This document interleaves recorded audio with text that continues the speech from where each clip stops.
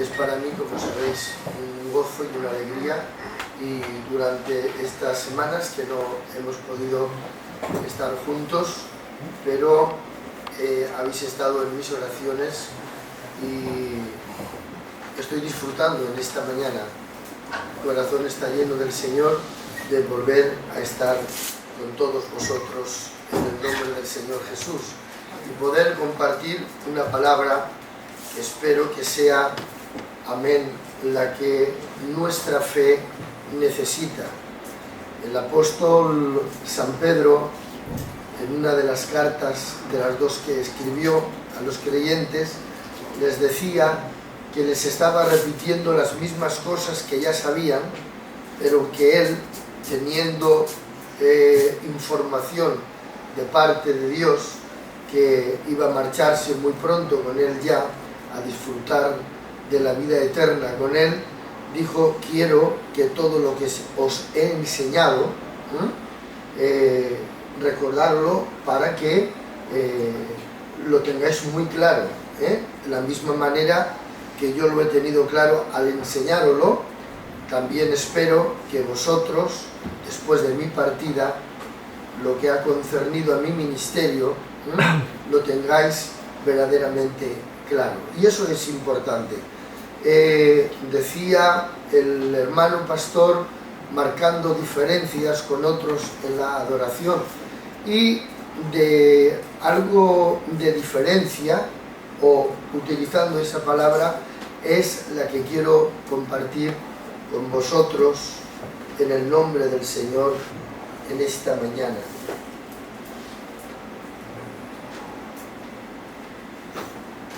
El texto donde vamos a basar de alguna manera las palabras que esperamos que el Espíritu Santo transporte a nuestros corazones se encuentra en el libro de Proverbios, en el capítulo 3 y en el versículo 5.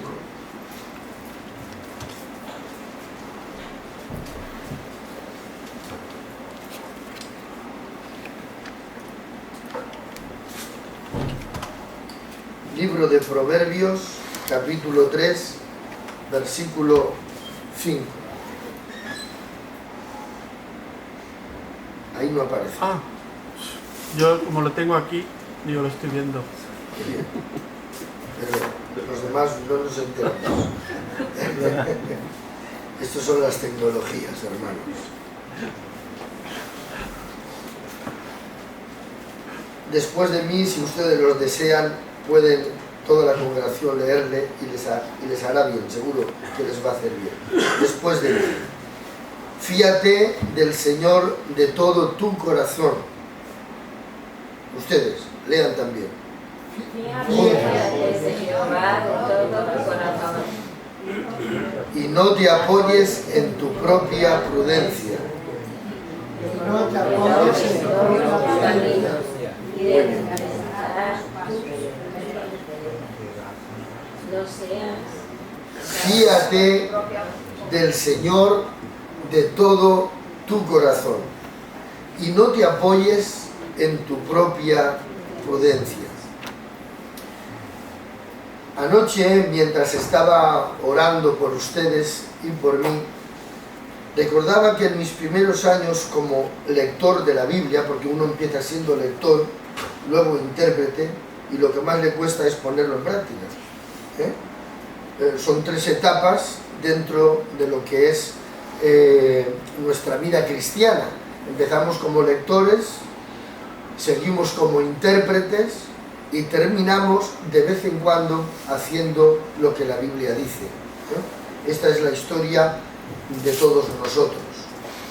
Pues en mis primeros años como lector de la Biblia, mis grandes dificultades a la hora de comprender ciertas verdades bíblicas constituían en comprensión y en mi crecimiento de fe momentos muy difíciles. Cuando leía la Biblia, la verdad es que el comprenderla y también que fuera motivo de crecimiento para mi fe, encontraba dificultades. Yo creo que ustedes también, en el tiempo de lectores y de intérpretes, encontrarían las mismas dificultades, y aún hoy las seguiremos encontrando, tomemos las versiones que tomemos de cualquier versión del texto. Cuando llegamos a tener que ponerlo en práctica es cuando más dificultades vamos a encontrar. Este versículo que terminamos de leer de Proverbios ha sido a lo largo de toda mi vida cristiana un mar de investigación. Ustedes no se imaginan, durante estos más de 40 años, o cuando la primera vez que lo leí, la de veces que me he parado enfrente de él tratando verdaderamente de las tres etapas: la lectura, la interpretación y la puesta en práctica.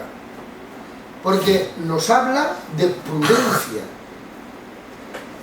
Anoche ya se me hizo demasiado tarde, eran más de las 3 de la mañana, y ya no tuve tiempo de ver cuántas veces en la Biblia aparece la palabra prudencia relacionada precisamente como un bien para el cristiano, y tratar de algún modo de ir sabiendo relacionar la palabra de mujer o hombre prudente como una virtud realmente aconsejada y mandada del Señor para el cristianismo.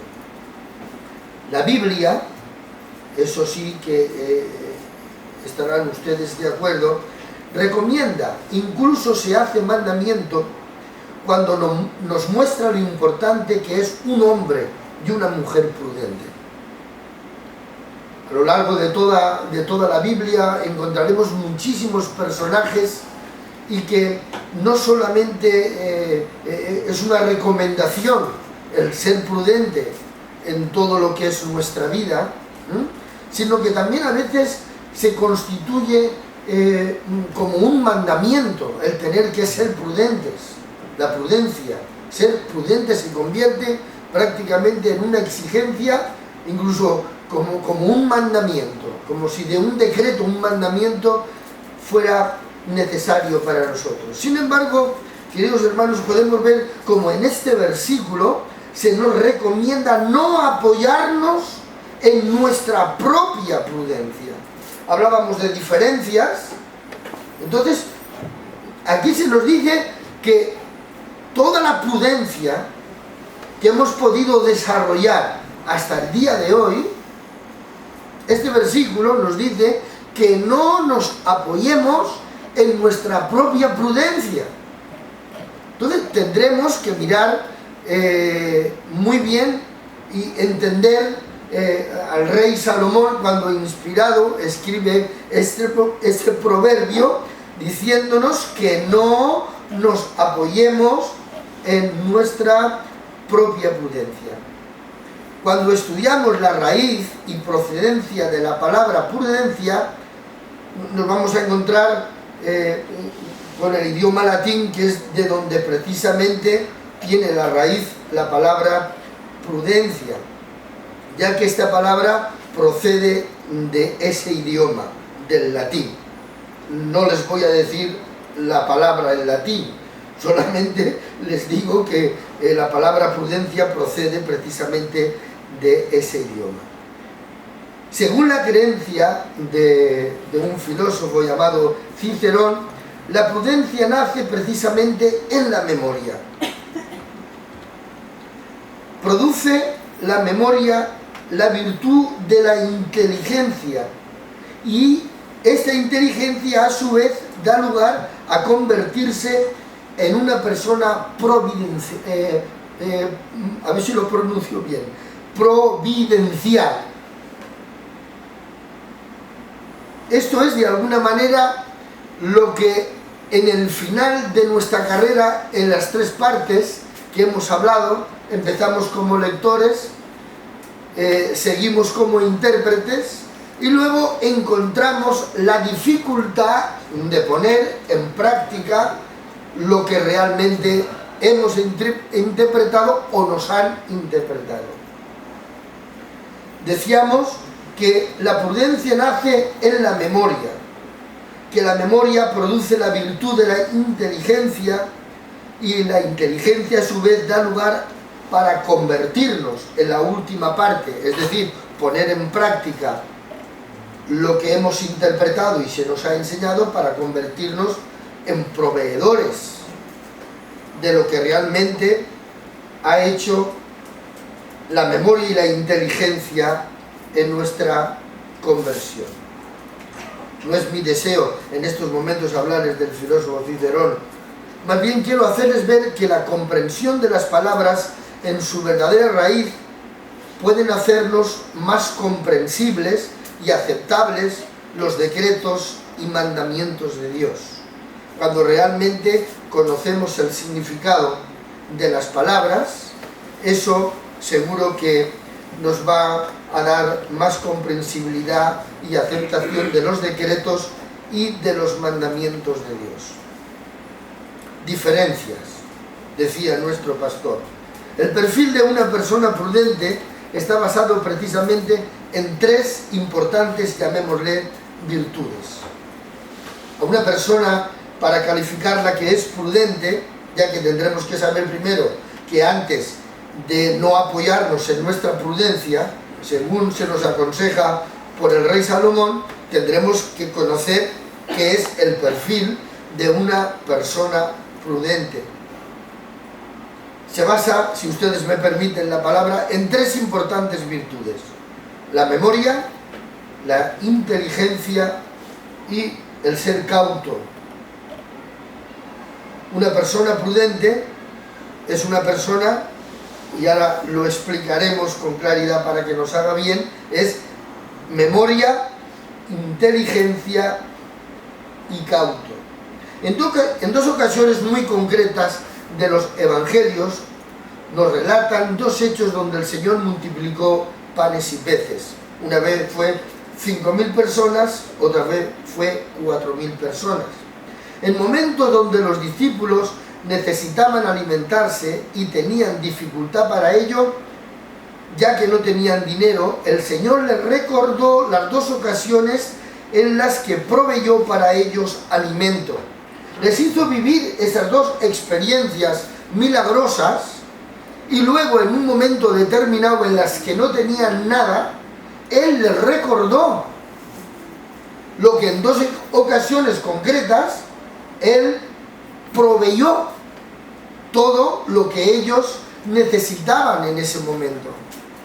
Quiere decirse que las experiencias, mientras somos lectores, intérpretes y practicantes de alguna manera de lo que vamos entendiendo y comprendiendo, va produciendo en nosotros una experiencia que la debemos de guardar y de memorizar, porque la memoria, la capacidad de memorizar lo que vamos convirtiendo, nos va a convertir o va a producir en nosotros inteligencia, que interpretaremos esta palabra también.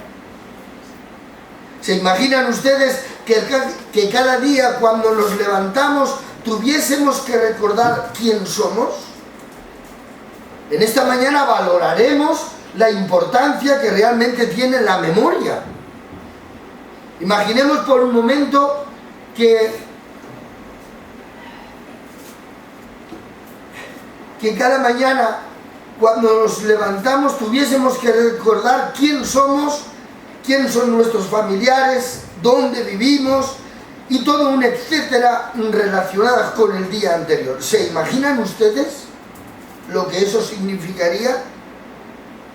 Sería una experiencia verdaderamente terrible y tremenda. Pero Dios, hablando ya en nuestra constitución física, ha depositado en el cerebro una virtud para memorizar lo que realmente estamos viviendo. Y eso nos va a convertir, en el pasar del tiempo, todo lo que vivimos va a convertirse en hombres y en mujeres inteligentes. damos por hecho que la memoria es precisamente el recurso que en el pasar del tiempo despierta la inteligencia. Hay una diferencia entre la inteligencia y la sabiduría. Ser inteligente es saber escoger entre la mejor alternativa. Es precisamente la inteligencia en el ser humano, desarrollada por todo lo que sabemos memorizar y todo lo que guardamos en la memoria, la que nos va a dar la capacidad para decidirnos en momentos en los que nosotros tenemos que tomar decisiones. Van ustedes entendiendo por qué el rey Salomón, quien mal se decidió en un momento determinado de su vida, dijo: no te apoyes en tu propia prudencia. Porque si como lectores de la Biblia, intérpretes de ella y practicantes de vez en cuando de lo que realmente sabemos de la Biblia y sus mandamientos, la inteligencia es para decidirse en momentos decisivos de nuestra vida. Entonces, apoyarse en una prudencia propia, veremos que puede conducirnos a tomar decisiones equivocadas.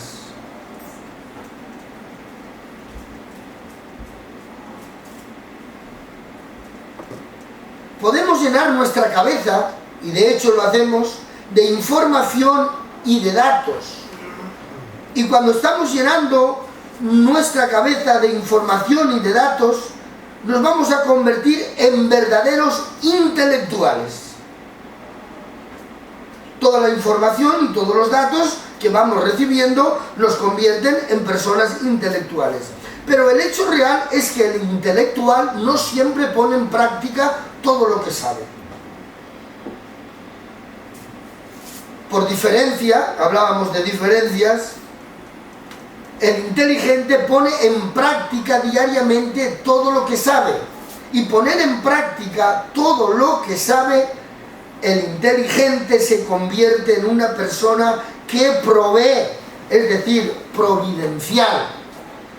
Todo lo que ha memorizado, de alguna manera ha despertado la inteligencia, y no es solamente un intelectual que tiene datos, sino que realmente tiene la capacidad para decidirse en momentos muy puntuales de su vida y sabe escoger entre lo que más le conviene.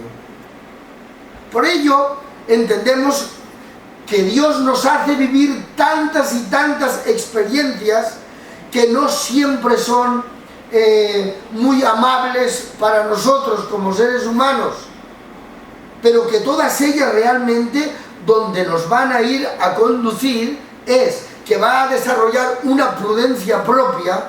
Pero vean ustedes algo muy importante que ocurre en nuestra carrera cristiana.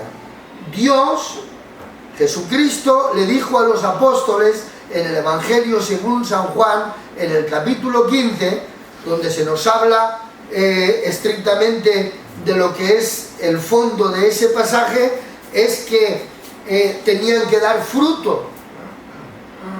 Os he llamado, os he puesto en el lugar adecuado, he trabajado con vosotros para que llevéis mucho fruto y que el fruto que deis glorifique a vuestro Padre, que es mi Dios. Ese es el centro del capítulo 15 del Evangelio según San Juan.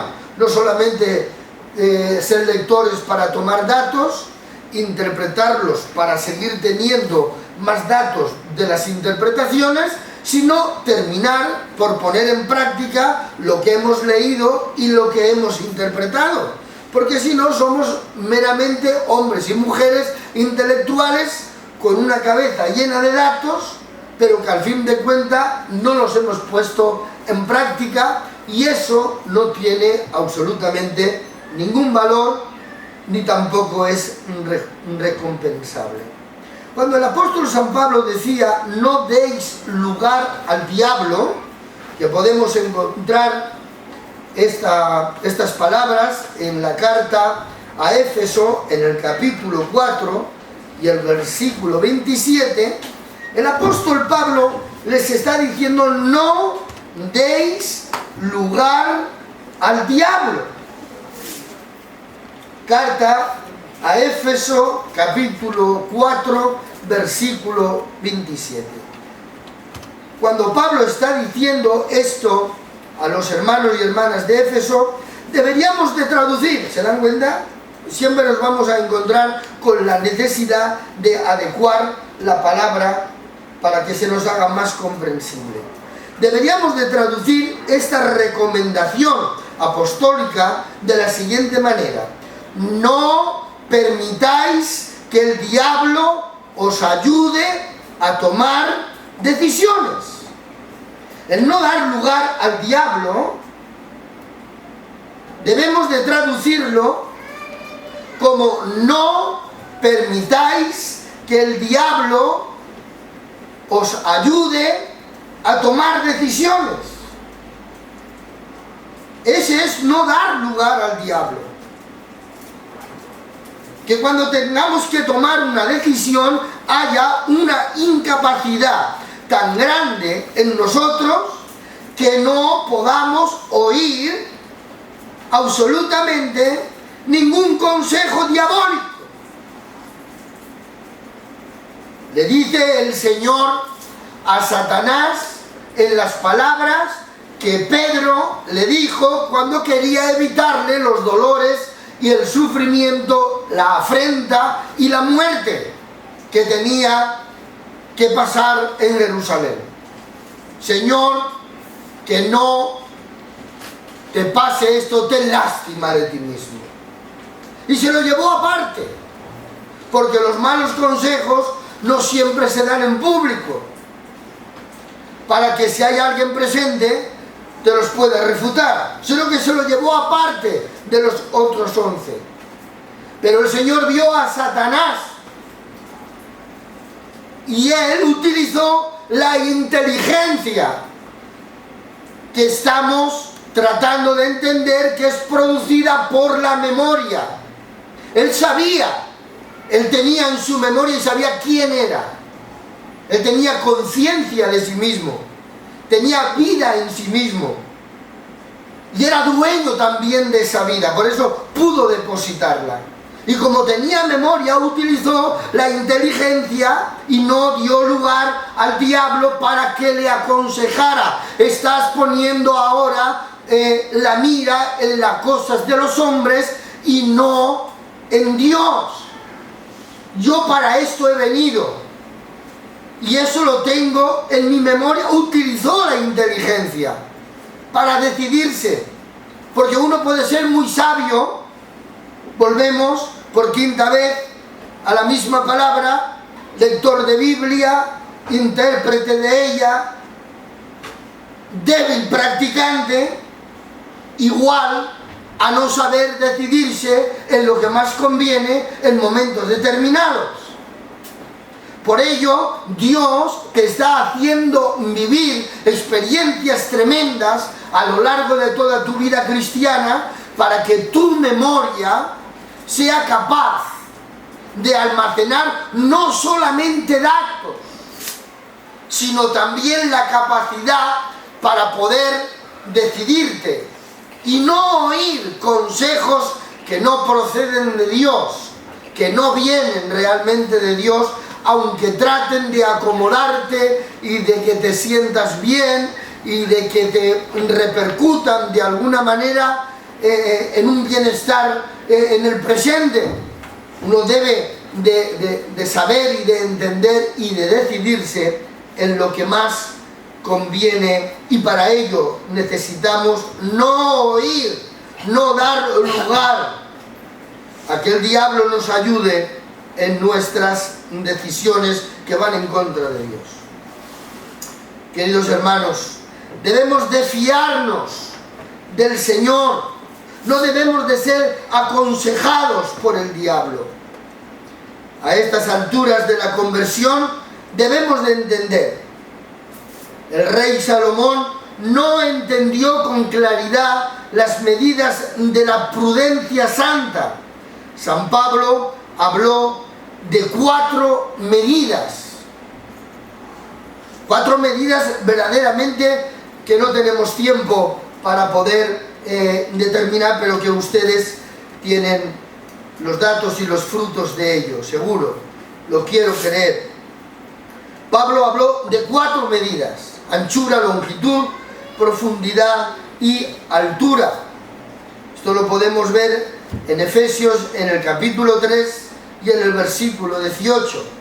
Dice: para que seáis plenamente capaces de comprender con todos los santos cuál sea la anchura, la longitud, la profundidad y la altura. En esta ocasión está hablando del amor. Díganme ustedes si una persona llena de amor, la prudencia será impregnada con una capacidad para poder decidirse, porque no hace nada con maldad, ni con odio, ni con rencor. Sus decisiones están impregnadas de amor. Y lo que el apóstol está diciendo en los Efesios, en el versículo mencionado y en el capítulo, es decir, capítulo 3, versículo 18, dice: para que seáis plenamente capaces de comprender con todos los santos cuál sea la anchura, la longitud, la profundidad y la altura. Quiere decirse que si hemos desarrollado una prudencia, que no somos capaces de arriesgarse en momentos determinados, es porque no hemos profundizado realmente hasta llegar a la anchura concreta, a la longitud concreta, a la profundidad y la altura. La aventura de comprender, porque es una aventura de comprender la anchura, longitud, profundidad y altura, está relacionada con un sentido de unidad con ciertas personas. Dice: hasta que seáis plenamente capaces de comprender con todos los santos. Nos está hablando de que esta aventura la tenemos que llevar en conjunto con personas de calidad, es decir, con personas santas. La aventura de comprender la anchura, la longitud, la profundidad y la altura del amor de Dios, que es impregnándonos de Él, yendo, buceando, recorriendo, subiendo. Todo esto nos va a llevar realmente a ir tomando más conciencia de que nuestra prudencia nos puede jugar una mala pasada, porque a veces hay que arriesgarse para tomar decisiones y confundimos el riesgo de no querer sufrir la decisión que voy a tomar como que soy una persona prudente, y como soy prudente no voy a decidirme a hacer esto, porque la decisión en ese momento es arriesgada. Como bien saben todos ustedes, queridos hermanos, el rey Salomón escribió el libro de Eclesiastés, por medio del cual podemos entender que fue el libro donde él insertó lo que podríamos interpretar como la reflexión mientras se encontraba fuera de la presencia de Dios. Así dicen los intérpretes que es el corazón del libro de Eclesiastés y el origen de su inspiración, que fue cuando se alejó de Dios y luego tomó la escritura de este libro para poder expresar lo que es la experiencia de vivir fuera de Dios y retornar. Y anoche, cuando estaba preparando el mensaje,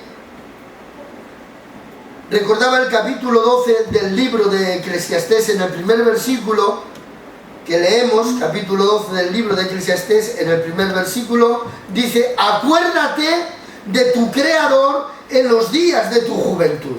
Y yo pensaba, ¿por qué la juventud? ¿Por qué hay que acordarse, o la recomendación de este hombre que fracasa? Es decir, que es lector de la Torah, que es intérprete de la Torah, pero que llega un momento que no la practica y que hace lo malo, y que eso le es consecuencia de que todos los datos que tenía solamente le servían en ese momento como hombre sabio, pero como hombre inteligente no supo decidirse en un momento determinado de su vida y se apartó del Señor. Y al apartarse, cuando regresó, escribió ese libro y le dice a la juventud: acuérdate, memoria, acuérdate de tu Creador en los días de tu juventud, acuérdate. ¿Por qué le dice a la juventud? Porque es el inicio. Es el inicio cuando estamos tomando datos, no solamente para ser sabios, sino también de alguna manera para convertirnos en hombres y mujeres con capacidades para poder decidirnos en los momentos de riesgo, porque yo quiero hablarles de la prudencia utilizada como un arma en contra nuestra. No te apoyes en tu propia prudencia, fíate de Jehová. ¿Por qué a la juventud? La memoria del creyente, como si de un recipiente se tratase, debe de estar llena de los hechos de Dios. Usted no puede olvidar nunca el modo que Dios le trató desde que se levantó de las aguas. Jamás. La experiencia que usted ha tenido y está teniendo desde que se levantó del bautismo, usted debe de guardarlo en su memoria. Cuando estamos analizando por medio de la inteligencia, cuando estamos analizando la situación para decidirnos que la inteligencia se ha enriquecido por la virtud de la memoria, porque somos personas que no olvidamos las experiencias vividas con Dios, se ha enriquecido por la virtud de la memoria. Y en nuestro análisis, a la hora de tomar una decisión que en el presente nos puede producir dolor, cuando nos vamos a decidir, nuestro enemigo nos va a tratar de conducir a la actitud prudente. ¡Alto, sé prudente!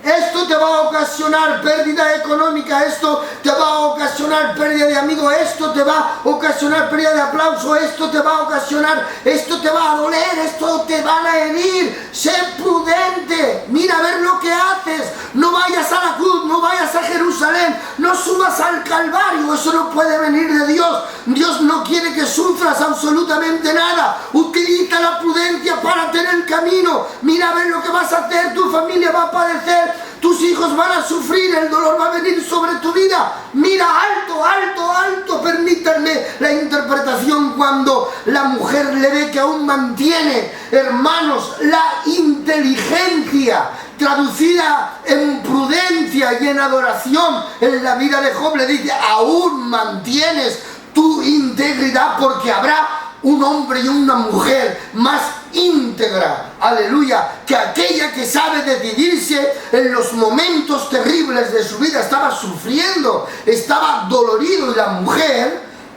le estaba tratando de ayudar o mal ayudar, diciéndole: muérete, blasfema, ¿por qué mantienes tu integridad? Él le dijo: como una mujer necia, no tenía memoria, porque no memorizaba todo lo que Dios le había dado a lo largo de toda su vida, la cantidad de buenos hijos, la cantidad de alimentos, la cantidad de honra de vivir al lado de un hombre que verdaderamente era un hombre respetado, un hombre querido, un hombre amado, un hombre que conocía sus negocios, un hombre santo, un hombre temeroso. Ella ya no se acordaba, el dolor la convirtió en una necia, no sabía decidir en ese momento. Y díganme, estamos entendiendo por qué ahora el rey Salomón nos dirá: no te apoyes en tu propia prudencia. Si el dolor te viene por la decisión, si el dolor te viene por avanzar, porque estás volando hacia arriba tratando de conocer las alturas donde debes de estar sentado, conociendo la profundidad, y estás ahí buscando en Dios, aleluya, y tienes que decidirte y ves la cruz que viene hacia ti, no te apoyes en tu propia prudencia. Fíate del Señor, fíate de Jehová de todo tu corazón, espera en Él, guarda silencio y Él hará lo que más te convenga en el nombre del Señor Jesucristo. Amén. No vamos a leerlo porque es muy tarde, pero en el libro de los Hechos, en el capítulo 21, los versículos del 17 hasta el 40, encontramos una actitud por parte de Pablo prudente. Estaba acusado de que no guardaba la ley, de que iba en contra de las cosas de los judíos y de la Torá, y cuando llegó a Jerusalén los ancianos le dijeron, mira, todo esto que te están diciendo va en contra tuya y hay una cantidad de judíos aquí tremenda que va en contra tuya porque vas en contra de la ley y de las costumbres de Moisés. Y dice, mira, para que vean que tú también guardas la ley, cosa que no estaba haciendo, para que vean que guardas la ley, aquí hay 4 hombres que tienen la necesidad de que van a presentar una serie de sacrificios. Rápate con ellos la cabeza, paga el dinero, las cosas que tengas que pagar, entra con ellos en el templo y verán que tú también andas a la ley. Y él quiso ser prudente, pero el Espíritu Santo le había dicho en Mileto por medio del profeta Ágabo que en Jerusalén lo iban a atar, que en Jerusalén iban a meterse con él. Pero parece como que ahí en un momento en Mileto tan valiente que se dijo, ¿por qué amedrantáis mi corazón? ¿No sabéis que no solamente estoy dispuesto a ser atado, sino también a morir por el nombre del Señor si fuera necesario? Pero llegó un momento que parece que la valentía, la cantidad de valentía, se le vino abajo o usó la prudencia. Voy a obedecer a los ancianos para no padecer o para no sufrir. Ya saben ustedes que no les sirvió de nada, porque la experiencia que Dios nos va a hacer vivir para que nuestra memoria vaya guardando lo que realmente es Dios en unipresente, en unisciente y en unipotente en nuestra vida, que es lo que Él trata de hacernos ver a lo largo de toda nuestra vida cristiana, para que no nos apoyemos en prudencias que son realmente, perdonen por la expresión, pero debo de hacerlo así, hay prudencias que son diabólicas. Hay prudencias y actitudes que nos van a hacer decidirnos porque no queremos sufrir el dolor del momento y por lo tanto no provienen de Dios. En el Evangelio de Lucas, en el capítulo 21, los versículos de 1 al 4, aparece la ofrenda de la viuda. Evangelio de Lucas, capítulo 21, versículos del 1 al 4. La ofrenda de la viuda. Levantando los ojos, dice el texto, Jesucristo vio a los ricos que encerraban sus ofrendas o que daban sus ofrendas en el arca de las ofrendas. Vio también a esa viuda pobre que echaba allí 2 blancas. Qué riesgo, ¿no? No tenía más. He querido tomar este texto para terminar, de que esta viuda representa a usted y a mí, que había que ofrendar. Y menos de 2 blancas, si eso ya era poco. Y era todo, lo daba todo. No quería utilizar la prudencia, económicamente hablando. Me guardaré aunque sea, no sé lo que podrían comprar, no me he parado para darles el dato. Yo sé que a ustedes les gustan los datos, pero no me he parado a mirar qué se podía comprar con 2 blancas en aquella época, no lo sé. Pero lo que se podía comprar, aunque fuera mínimo, dijo no. Es tan poco posiblemente lo que podría comprar que decía, le voy a ser fiel en lo poco, porque los otros estaban siendo infieles en lo mucho. Pero yo te voy a ser fiel en lo poco, voy a darlo todo, voy a seguir confiando en ti. Aunque el sistema social de las ayudas a las viudas por parte de los que se sientan en la cátedra de Moisés son unos ladrones, porque el Señor les acusó, dice, devoráis las casas de las viudas y luego para acallar vuestra conciencia hacéis largas oraciones. Aunque no había una confianza en el sistema social de ayuda a las viudas, dijo, voy a confiar plenamente en ti. No tengo marido, no tengo quien me ayude, posiblemente no tenía familia, el sistema estaba corrompido, estaban en una crisis espiritual, económica y de esclavitud, pero ella dijo, yo voy a confiar en ti y no me voy a apoyar en mi propia prudencia. Lánzate en los brazos del Señor, querida iglesia de Mislata. Desarrolla por la memoria la inteligencia. Sigue siendo lector, sigue interpretando la Biblia, pero solamente los que la ponen en práctica comerán pan en el reino de Dios. Si las últimas semanas, el último mes, el último día les está exigiendo el tener que tomar algún tipo de decisión, y esa decisión te va a conllevar cruz, dolor, malestar, no te dejes ayudar para decidirte en lo que más te conviene por tu enemigo. No oigas, no deis lugar, no demos lugar al diablo. Esperemos en Dios, que Dios nos conducirá a toda la verdad. Nos inclinamos y agradecemos a Dios su misericordia.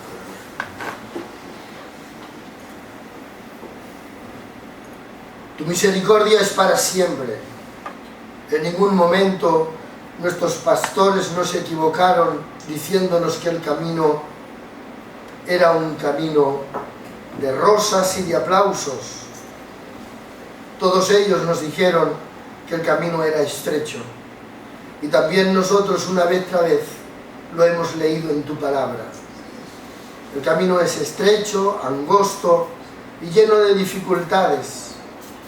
Señor, queremos tomar ejemplo de los héroes de la fe y también, como no, Señor, de esta mujer viuda que lo entrega todo en la ofrenda y que no le importa en la crisis en la que va a entrar, tanto personal, familiar como institucional.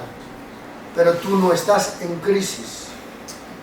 Tú tienes para las viudas, para los huérfanos, para los necesitados, para los que claman a ti día y noche y esperan en tu voluntad. Tú tienes abundancia. No nos hace falta absolutamente nada, Señor, porque nuestra vida no consiste en comida ni en bebida, ni aún en la calidad del vestido. Nuestra vida, Señor, es una vida humilde y sencilla, esperando que regreses a por nosotros para poder comer pan en el reino de Dios. Te doy gracias, Señor, por tus siervos y por tus siervas, a quienes en tu nombre bendigo sus vidas, aquellos que ofrecen sus servicios a la iglesia y aquellos que cada día, Señor, luchan por ser fieles en el trabajo, en los estudios, donde viven, donde están. Bendíceles, ayúdales, en el nombre de Jesús de Nazaret. Amén. Que Dios les siga bendiciendo a todos, y si no